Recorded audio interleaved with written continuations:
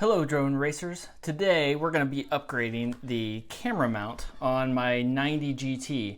One of the things we talked about was the 90 GT had a totally flat mounted camera, which was great inside, but outside we needed some camera tilt. This video was going to start by breaking off the camera, but a crash did that for me that you can see here. So what we've done is my brother-in-law has printed me a 3D mount, angled mount. This one, I don't know if it's the 25 or 35, honestly. There were a couple of each. So I'll link down below the link for that if you want to print this, but it actually is really slick. The first thing we've got to do though is get the camera here mounted to the inside of this. You could use a glue gun, which is what most people do. I've got some 5-minute epoxy. I think it might be a little stronger. 1-minute epoxy would probably be easier. I'm gonna have to sit and wait forever, but it's what we'll do. So we'll get it set and mixed up, and then we'll just set it on each of the 4 corners and mount it to the inside of the camera mount. And we'll start there and see if we can get it to connect. Okay, so the 5-minute epoxy is all mixed up and it's really nasty stuff. So what you want to do is make sure you're really super careful and do not get it on the lens because it will be garbage if you do that. So I'm going to hold it by the wires here and just put a little dab, a little glob, we'll call it, on each of the corners.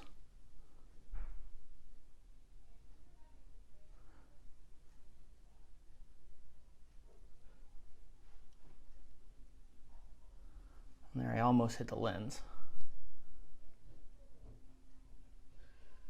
Remember, the bigger the job, the better the job.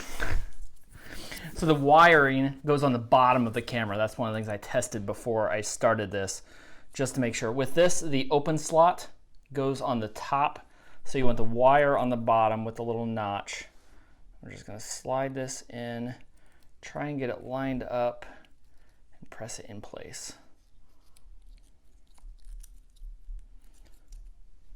There we go. So it's pressed there in place now.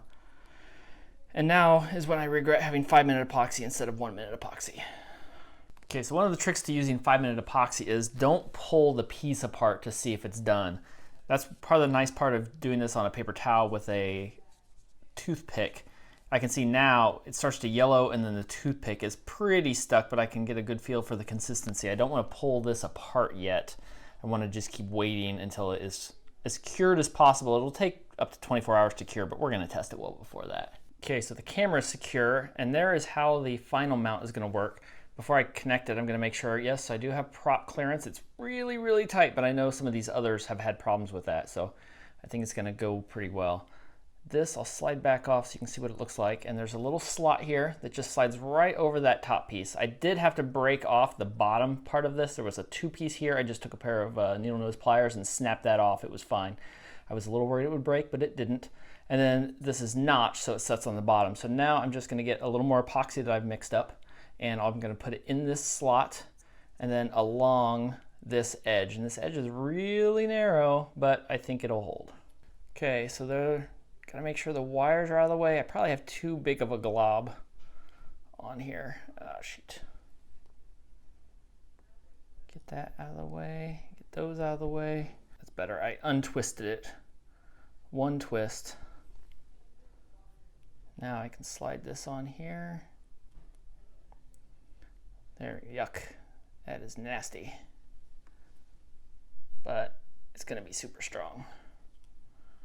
So there, the bottom plate is on. It's lined up on both sides. Did not just touch the lens, did I? Almost. Not quite. Now, the question is going to be, does the camera stick, and what am I going to do? I'm probably going to have to tear this thing apart if the camera breaks loose inside, but the mount isn't going anywhere. So now we're going to let that cure and see how it looks. So here I've got a side-by-side with the prop guards on both, and you can already see just from that how much of a difference there is. With the angled mount now, I'm looking at the sky. I've got a great angle as I'm going around at full speed. With the stock mount, I'm looking at the ground. Here I actually angle up just to see where I'm going, to see where the sky is, and then get back into full speed. So it's pretty consistent with the stock mount. We're looking at the ground, and you'll see me tilt up a number of times just to see where I'm going. whether it's 25 or 35 degrees, it's pretty good. If you were going to be flying this inside, I would recommend less angle to it. There, the stock or 10 degrees is pretty good because you're not going to be going around at nearly as high of a speed. But either way, highly recommend angling your camera.